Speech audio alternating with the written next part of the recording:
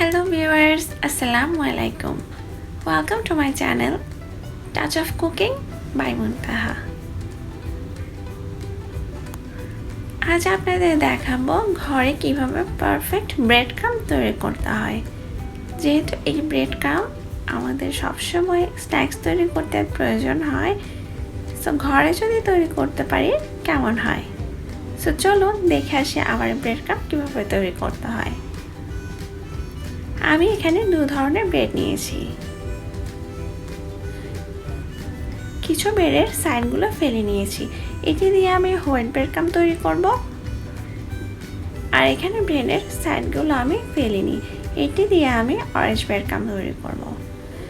প্রথমে আমি white bread crumb তৈরি করছি। প্রথমে ব্রেডগুলোকে এইভাবে হাত দিয়ে ছেড়ে নিচ্ছি। আপনারা চাইলে ছুরির সাহায্যে ছোট ছোট টুকরো করে নিতে পারেন।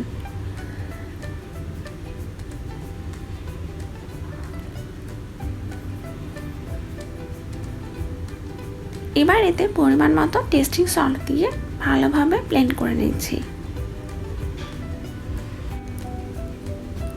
ব্লেন্ড করা হয়ে গেলে আমি ব্রেড ক্রাম্বগুলোকে ভালোভাবে ভেজে নিব।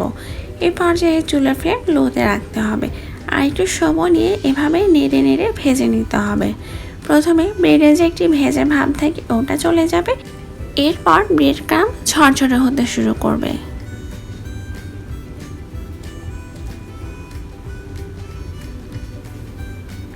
এই পর্যায়ে অনবরত নাড়তে থাকতে হবে। আমার ব্রেড ক্রাম্ব অলমোস্ট হয়ে গিয়েছে। ব্রেড ক্রাম্ব হয়ে গেলে আমি একটি বাটিতে ট্রান্সফার করে নিব। এবার চলে যাচ্ছে অরেঞ্জ ব্রেড ক্রাম্ব তৈরি করতে। ঠিক সেইভাবে ব্রেডগুলোকে ছোট ছোট করে হাত দিয়ে ছেড়ে নিব।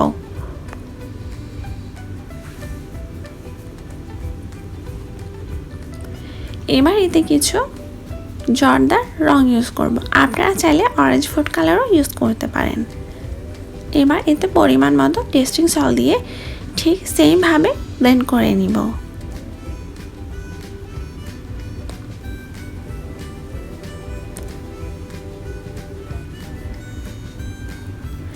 এবার এই ব্রেড ক্রাম্বগুলোকে একটু সময় নিয়ে হালকা আঁচে ভেজে নিব।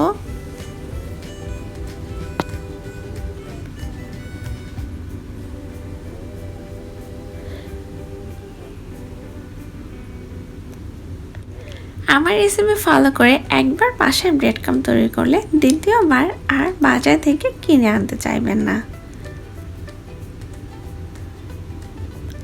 এ পর্যায়ে আমার ব্রেড ক্রাম্ব একদম পারফেক্টভাবে হয়ে গেছে। দেখুন কত ঝরঝরে হয়েছে, দেখতে একদম বাজার থেকে কিনে আনা ব্রেড ক্রাম্বের মতো।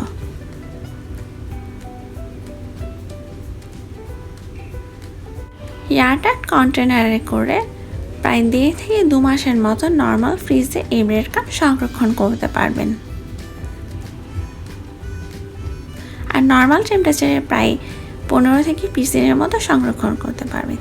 দেখলেন তো কত কম সময়ে পারফেক্ট এই ব্রেড ক্রাম্ব তৈরি হয়ে যায়। আশা করি আমার এই রেসিপিটি আপনাদের ভালো লেগেছে। ভালো লেগে থাকলে ফ্যামিলি আর ফ্রেন্ডসদের সাথে শেয়ার করতে ভুলবেন না। আর আমাকে কমেন্ট করে অবশ্যই জানাবেন আমার রেসিপি আপনাদের কেমন লাগলো। আর আমার রেসিপিটি আপনাদের ভালো লেগে থাকলে অবশ্যই আমার চ্যানেলটি সাবস্ক্রাইব করবেন। পাশে থাকা বেল আইকনটি ক্লিক করে আমার পাশেই থাকবেন। আজকের মতো বিদায় নিচ্ছি। আল্লাহ হাফেজ।